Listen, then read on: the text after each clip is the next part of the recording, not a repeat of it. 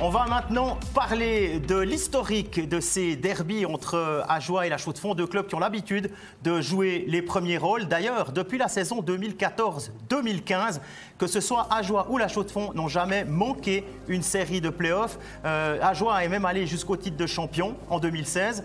Et puis la Chaux-de-Fonds en finale, triste finale pour les Neuchâtelois d'ailleurs en 2019 contre Langenthal.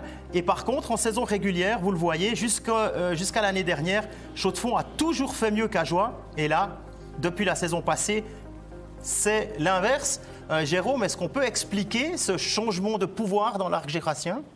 Écoute, les changements de pouvoir, moi je vais te dire que ça fait bien des années que Ajoie arrive à se sublimer quand ils arrivent en play-off, alors que la Chaux-de-Fonds, c'est un petit peu le cas inverse.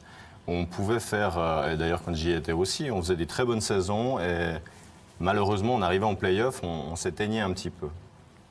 Donc on le sait, hein, le championnat ça a une importance, mais les play-offs on a encore plus.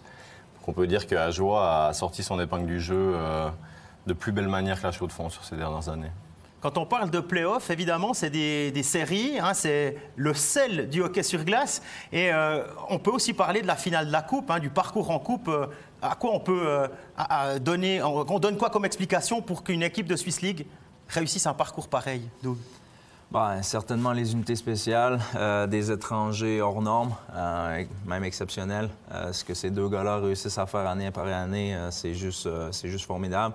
L'autre chose aussi, c'est Ajoie est fort dans le money time. C'est une équipe qui marche à l'adrénaline quand c'est le temps de se présenter puis de jouer pour les, comme vous avez dit, les playoffs ou jouer pour les grands moments. Ils sont présents. Puis ils ont montré au cours des dernières années qu'ils vont être difficiles à battre. Donc, même cette année, je me réjouis de voir la finale peut-être entre Cloton et eux.